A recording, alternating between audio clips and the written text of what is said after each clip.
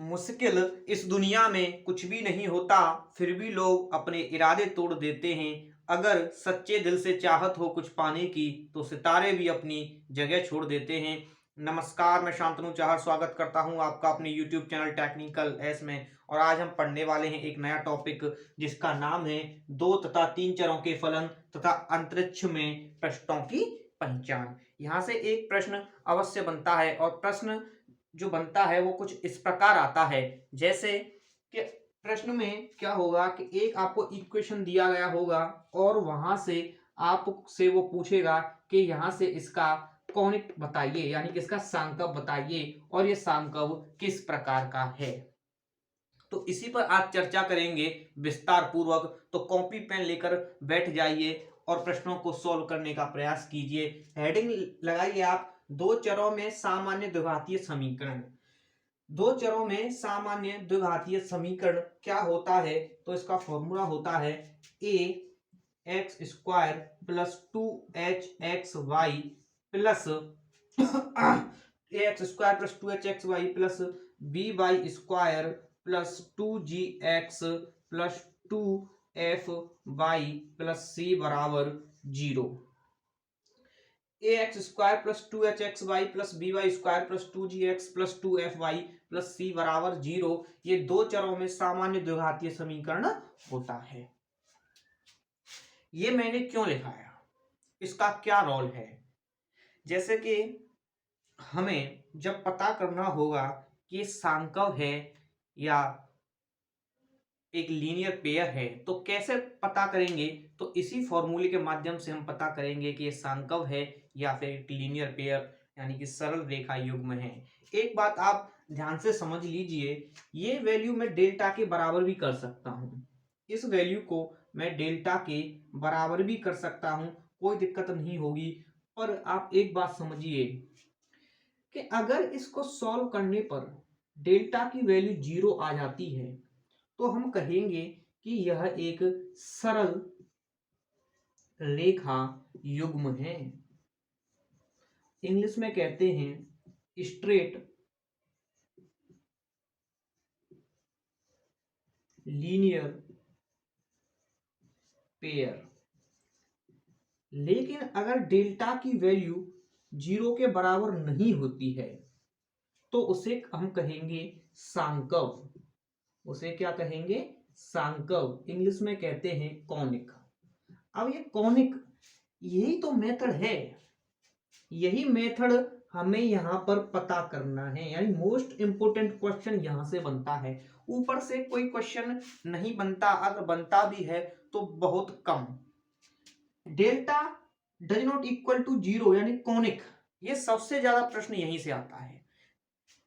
मान लीजिए कि अगर डेल्टा की वैल्यू 0 के बराबर नहीं आती है, तो यहां से हो सकता है कि वो सर्कल बने, हो सकता है वो पैराबोला बने, हो सकता है कि वो हाइपरबोला बने, या फिर इलिप्स बने। पहले इलिप्स लिख लेते हैं। या हो सकता है कि वो हाइपरबोला बने।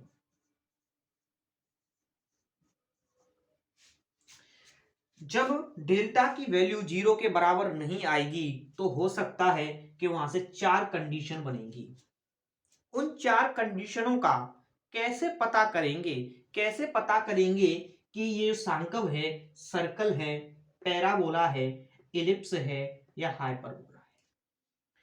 तो इनको समझने के लिए आपको एक टेबल बनाना होगा। उस टेबल को बना लेते हैं, और इसको अगर आप नोट करना चाहते हैं तो नोट कर लीजिए, अन्यथा मैं इसको साफ कर देता हूं।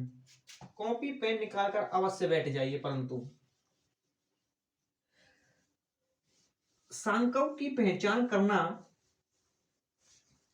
सांकव की पहचान करने का एक प्रश्न हमेशा यहां से बनता है। How can we define that is a conic? तो आप हेडिंग लगाइए सांकव की पहचान। सांकव की पहचान। सांकव की पहचान। यहाँ यूपी बोर्ड वाले बच्चे, कह सकते हैं हिंदी माध्यम वाले बच्चे कुछ ज्यादा हैं, इस वजह से मैं इस पूरे मैथमेटिक्स को हिंदी में कवर कराने का प्रयास कर रहा हूं। सांकव की पहचान। देखिए सांकव की पहचान कैसे करते हैं, तो आप एक तरफ लिखिए सांकव यानी कि कौणिक,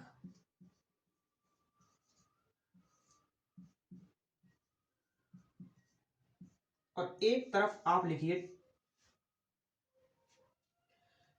एक तरफ आप लिखिए इसकी कुछ कंडीशंस।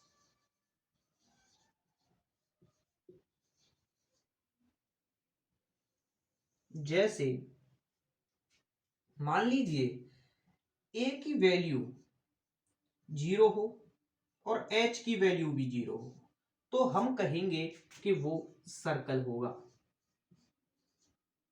हम क्या कहेंगे कि सॉरी मैं इसमें थोड़ा उल्टा लिख दिया, मुझे ये यहां पर लिखना चाहिए था। कोई बात नहीं, गलती हो जाती है। तो यहां कहेंगे कि जो सांकव है ये सर्कल कब होगा, जब h बराबर 0 होगा और a बराबर b होगा। पैराबोला कब होगा, पैराबोला कब होगा, हिंदी में आपको पता होगा सर्कल को कहते हैं वृत्त। पैराबोला, पैराबोला कब होगा, जब H square minus A B अगर 0 के बराबर आ जाएगा तो कहेंगे पैराबोला है। इसको हिंदी में कहते हैं परवलय। सर्कल हो गया, पैराबोला हो गया, अब आएगा नंबर एलिप्स का। एलिप्स इसको कहते हैं दीर्घवृत्त। ये कब होगा, जब H square minus A be greater than होगा 0 से, तब होगा वो एलिप्स। हाइपरबोला कब होगा, इसे कहते हैं अति परवलय। जब H square minus A B is less than 0 होगा तो वहां पर अति परवलय होगा। इस प्रकार हमने यहां से एक टेबल बनाई।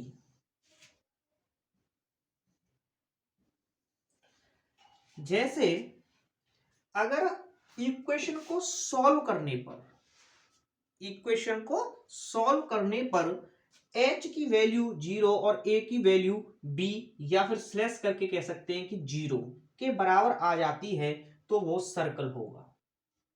अगर H square minus A B अगर आपका 0 के बराबर हो जाता है तो वो पैराबोला होगा। अगर H square minus A B की जो वैल्यू है अगर वो 0 से बड़ी आ जाती है तो वो इलिप्स होगा।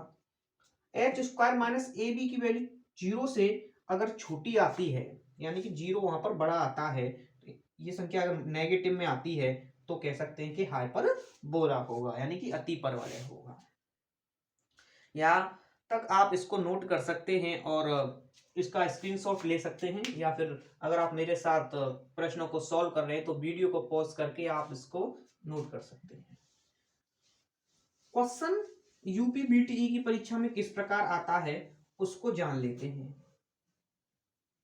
जैसे कि एक क्वेश्चन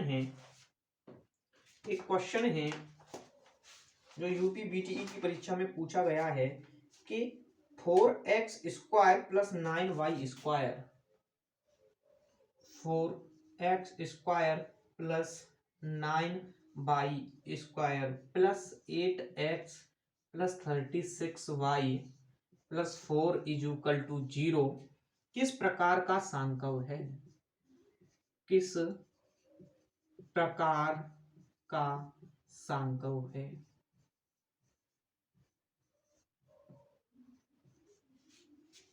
देखिए यहां से एक औचित्य वाली बात मैं आपको बता देता हूं। अगर प्रश्न में लिखा होता कि 4x square plus 9y square plus 8x plus 36y plus 4 बराबर 0 किस प्रकार का चर है और इसकी अंतरिक्ष में पहचान कैसे की जा सकती है, तो उस जगह पर हमको यहां पर डेल्टा प्राप्त करना होता और देखते डेल्टा प्राप्त करके कि इसकी जो वैल्यू है वो 0 के बराबर है या नहीं है। लेकिन यहां पर उसने कहा है कि किस प्रकार का सांकव है, यानी कि आपकी एक कंडीशन जो डेल्टा बराबर 0 थी वो खत्म हो चुकी है। वहां आपको ये पता नहीं करना है कि यहाँ पर इसकी वैल्यू 0 के बराबर है या नहीं है। सिर्फ आपको पता करना है सांकव, यानी कि जो चार कंडीशन सर्कल, हाइपरबोला, पैराबोला और एलिप्स वाली मैंने बताई थी, उसी को ध्यान में रखते हुए करना है। तो सबसे पहले यहाँ लिखेंगे कंपेयरिंग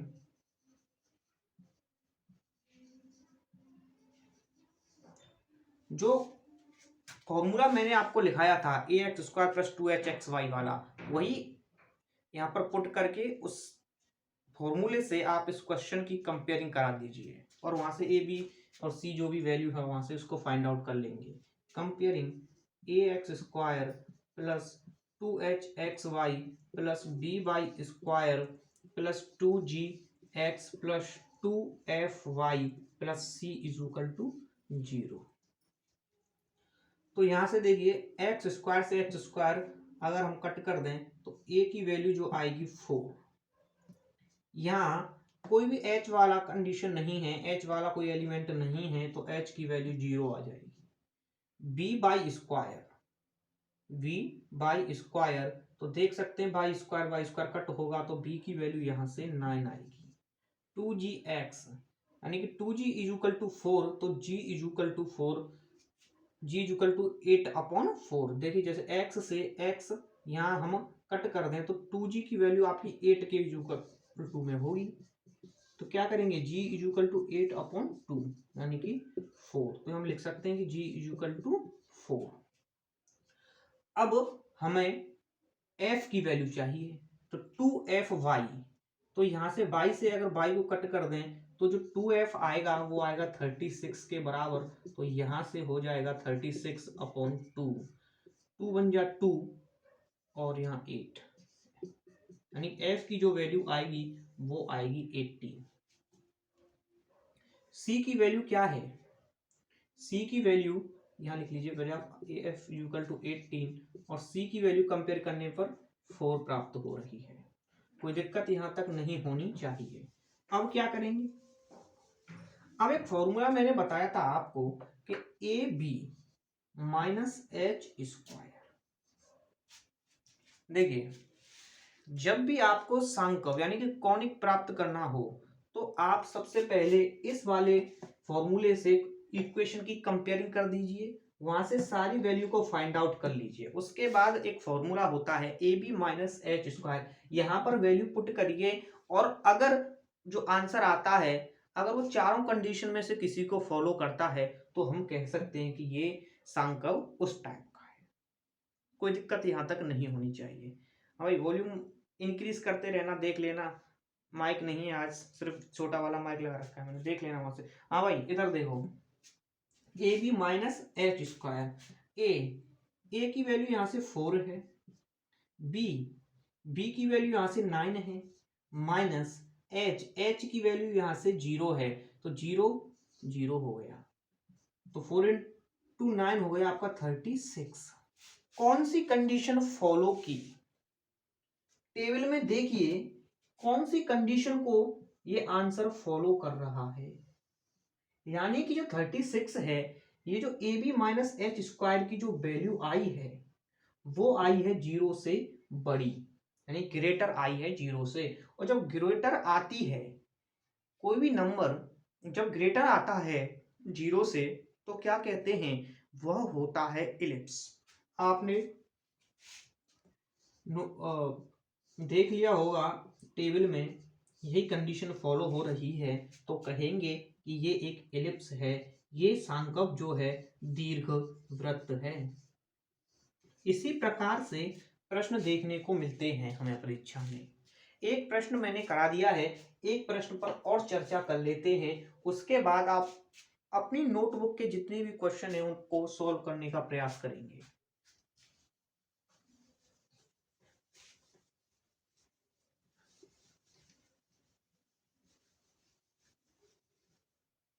जैसे एक प्रश्न यहां से परीक्षा में पूछा गया है कि 2x square 2x² plus 2y² minus 6x plus 5 is equal to 0 किस प्रकार का सांकव है?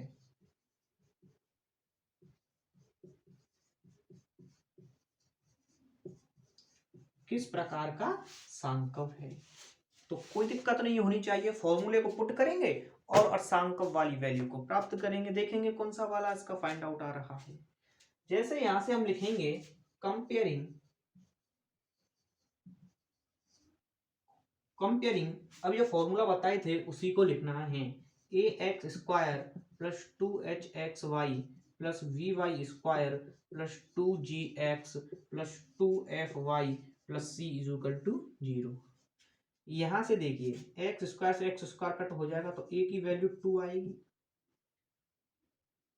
यहां देखिए आप, यहां फिर कोई h की वैल्यू नहीं आया, यहां भी कोई h की वैल्यू नहीं आई तो h is equal to 0, h is equal to 0।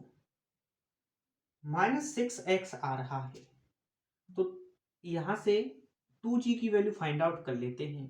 x से x यहां कट होगा तो जो 2g की वैल्यू आएगी वो -6 के बराबर आएगी तो g इक्वल टू यहां से -3 आ जाएगा। अगर यहां से अगर f की वैल्यू प्राप्त की जाए तो यहाँ 2fy कोई y वाला टर्म नहीं है तो f की वैल्यू 0। यहां सिर्फ c बचता है जिसकी वैल्यू है 5। एक बार देख लेते हैं कि a की वैल्यू 2 आई है, y² यहां हो गया। हमने यहाँ b की वैल्यू नहीं लिखी भाई, देखिए y² और यहाँ y² तो यहाँ से b की जो वैल्यू आ जाएगी वो आ जाएगी 2। अब क्या करेंगे, यहाँ ab माइनस h² की फॉर्म में इसको लिखते हैं और यहाँ पर वैल्यूज को पुट करते हैं। a की वैल्यू आई है 2 और b की वैल्यू आई है 2 और h की 0 तो 4 माइनस 0। तो 4 माइनस 0 किस कंडीशन को फॉलो किया है? ये भी किया है एलिप्स को। उम्मीद करते हैं कि ये क्वेश्चन भी आपको समझ में आ गया होगा। इसी प्रकार से क्वेश्चन बनते चले जाते हैं। आप चाहें तो और भी क्वेश्चन करके देख सकते हैं, कहीं वैल्यू 0 भी आएगी, कहीं 0 से बड़ी और कहीं 0 से छोटी। उम्मीद करते हैं कि आपको ये लेक्चर पसंद आया होगा और आज की एक ही वीडियो में हमने पूरा का पूरा चैप्टर कवर कर दिया है। इस पर जितने भी प्रश्न बनते हैं यहीं से बनते हैं और आप अपनी नोटबुक या बुक से सारे प्रश्न जो दे रखे हैं उनको सॉल्व करने का प्रयास करेंगे इसी मेथड से। धन्यवाद।